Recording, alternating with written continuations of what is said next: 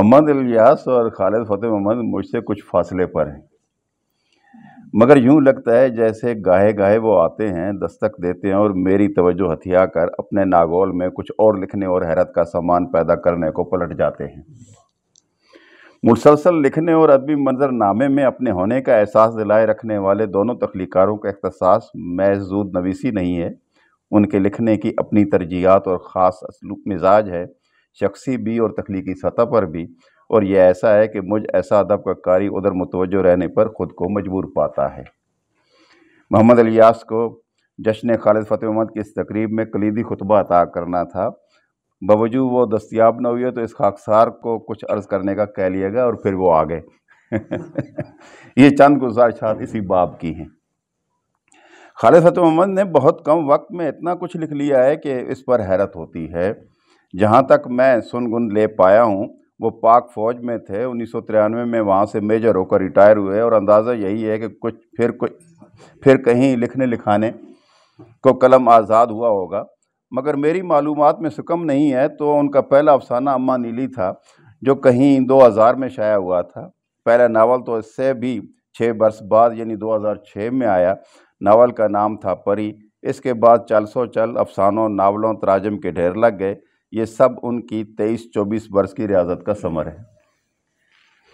مجھے یاد ہے جب میں خالد فتح محمد کے افسانوں کا مجموعہ میں پڑھ رہا تھا تو رہ کر مجھے اس نام کی یعنی میں نامی کتاب یاد آ رہی تھی۔ یہ دوسری کتاب انجم سلیمی کی غزلیات کا مجموعہ ہے۔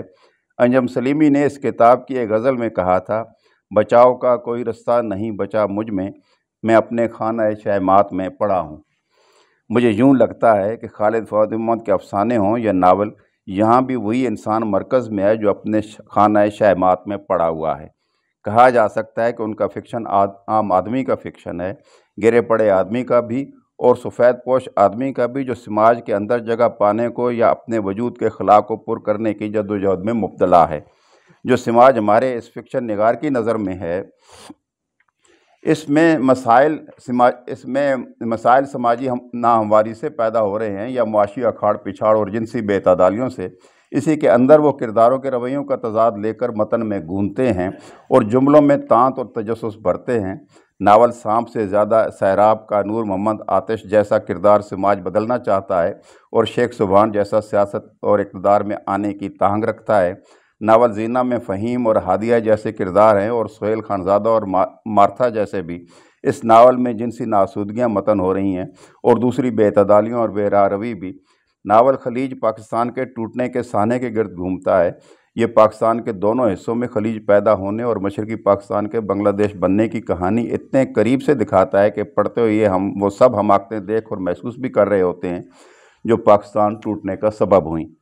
لیفٹیننٹ افضل، میجر بلال، کرن، فاخرہ، یاسمین، مرشد جیسے کردار بہت قرینے سے تراشے گئے ہیں جو ہمیں ساتھ ساتھ لیے چلتے ہیں۔ ناول کوہ گراں میں پانی کی کمیابی اور قید سالی جیسے مسائل مرکز میں ہیں۔ خشک ہوتے دریا، خشک ہوتی نہریں اور اجڑتے کھیت، یہ آج کا موضوع ہے جسے خالد فتح محمد فکشن کے لیے چن لیتے ہیں۔ ناول شہر مدفون میں ناول نگار نے اپنے جد امجد اور ضلع گرداسپور کے گاؤں ماڑی بوچیاں کو بسانے والے رائے بوچا مل بھٹی اور اس کی اگلی پیڑھیوں کی کہانی سناتے ہوئے بابر سے اب تک کی تاریخ بھی فکشن میں کے بیانیے کا حصہ بنا ڈالی ہے۔ ناولوں میں خالد فتح محمد کے موضوعات متعین، بیانیہ پھیلا ہوا مگر اپنے موضوع کے حتمی نتیجے کی طرف گامزن، ارد گرد کے مناظر کو چوپٹ آنکھ سے دیکھنے والا، لہٰذا آپ اس میں سے یوں گزرتے ہیں جیسے ایسی ندی سے گزر رہے ہوں جس میں بہتے پانی کو دیکھنے سے ندی کی سطح بھی جھلک دے جاتی ہے۔ افسانوں میں ایسا نہیں ہوتا، یہاں ان کا قلم قدرے زیادہ گہرا چلا ہے، بیانیہ گھنا اور کچھ بھید بھنور ساتھ لے کر چلتا ہے اور اچھال ایسا ہے کہ دامن بھگوتا رہتا ہے۔ مثلاً افسانہ دیکھیے خلا، اس کہانی کا واحد متکلم ایک عورت کو دیکھتا ہے، کہاں اسے یاد نہیں، خواب میں دیکھا تھا یا حقیقت میں وہ نہیں جانتا، بس اس نے جو جھلک پائی اس کو بیساکھی بنا کر جینے لگا تھا۔ عین آغاز ہی میں ہم جان جاتے ہیں کہ کسی عام شخص کا کردار نہیں ہے۔ آگے چل کر املی کا درخت اس کی توجہ کا مرکز ہو جاتا ہے، اسے دیکھنا اور عورت کو محسوس کرنا کہ املی کا درخت بھی تو مادہ تھا۔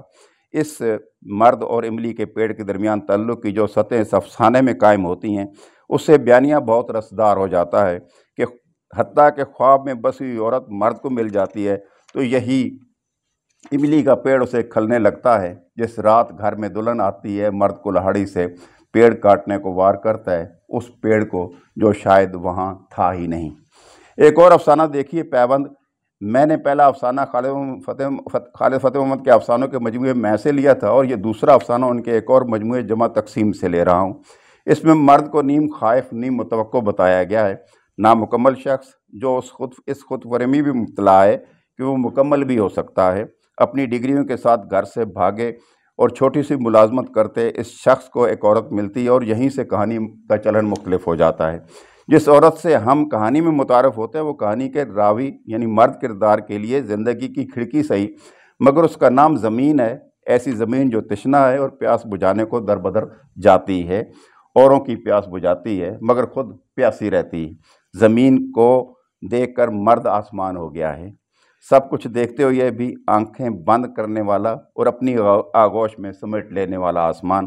آسمان کی خواہش تھی کہ دونوں ایک ہو جائیں، آدمی اور عورت، نامکمل آدمی تسکین کے ذریعے تکمیل کا خواہاں، ایک بچہ پیدا کر کے مکمل ہونے کی خواہش رکھنے والا۔ افسانہ نگار نے یہاں زمین اور آسمان کو جائز رشتے میں باندھ کر ایک کیا ہے۔ تاہم ان دونوں کہانیوں کو پڑھ کر یوں لگتا ہے کہ افسانہ نگار کا اصل مسئلہ وہ خلا اور نامکمل ہونے کا احساس ہے جو وجودی کرب کی صورت انسان کا مقدر ہو گیا ہے۔ نامکمل ہونے کا احساس ہو یا وجود کے اندر گونجتا خلا، نئے عہد کے انسان کو جس شدت سے متاثر کر کے اس کے رویوں میں مجہولیت کو گھسیڑ رہا ہے، اس کا مطالعہ جمع تقسیم کے ایک اور افسانے ٹیسٹ میں بھی کیا جا سکتا ہے۔ ایک پڑھی لکھی خود مختار عورت جو ایک مرد سے محبت کرتی ہے اور نہیں بھی کرتی، دونوں اپنی تکمیل سے ہمکنار ہونے کے بےقرار ہیں مگر لڑتے جھگڑتے دور بھی ہو جاتے ہیں۔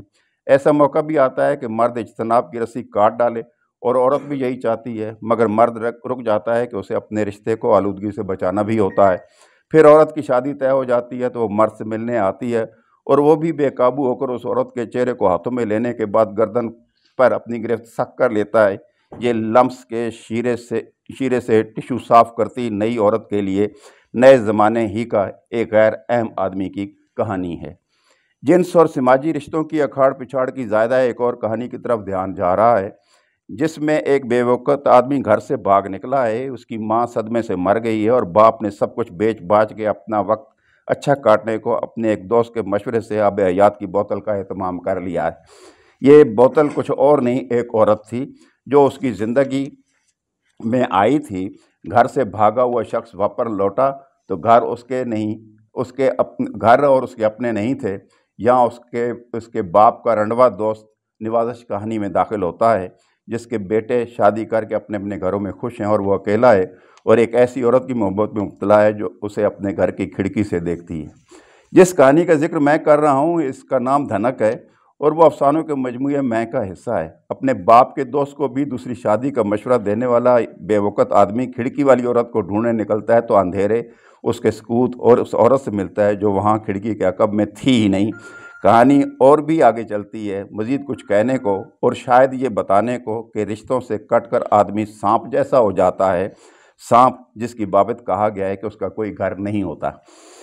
آپ نے اندازہ لگا لیا ہوگا کہ خالد فتح محمد افسانوں میں کہانی کو محض ایک سطح پر نہیں چلاتے، اس میں ایک اور سطح کی گنجائش رکھنے کی کوشش کرتے رہتے ہیں۔ ان کے کردار عام زندگی سے اٹھائے ہوئے ہو کر بھی عام نہیں رہتے، بالعموم ان کے اندر ایک خلا یا ٹیڑھ موجود رہتا ہے جو ان کے سماجی رویوں کو متعین کر رہا ہوتا ہے۔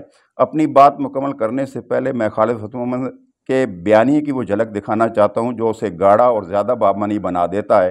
ملاحظہ ہو دو اقتباسات، کوٹ: وہ میرے سامنے کھڑی تھی اس سائے کی طرح جسے ایک وجود کی ضرورت ہوتی ہے، یا اس موسم کی طرح جو اگلے موسم کے انتظار میں خود کو بے بس کر دیتا ہے۔ افسانہ ہم وہی ہیں جہاں۔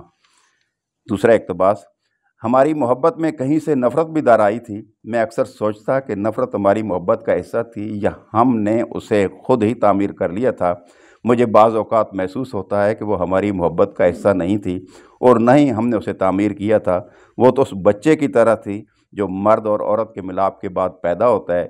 کیا کوئی بچہ بھی ہے جو نر اور مادہ کے ملاپ کے بغیر پیدا ہو؟ افسانہ شام ہونے سے پہلے۔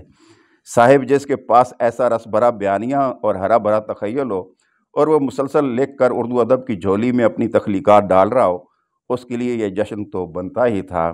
سخن فاؤنڈیشن نے اس جشن کا اہتمام کر کے ہمارے قبیلے کے ایک محترم تخلیقار کی توفیقات کا اعتراف کیا۔ ہم پر واجب تھا وہ حق جو انہوں نے ادا کیا، لہٰذا ہماری طرف سے سخن فاؤنڈیشن اور اس کے روح رواں وقاص عزیز کا بہت بہت شکریہ۔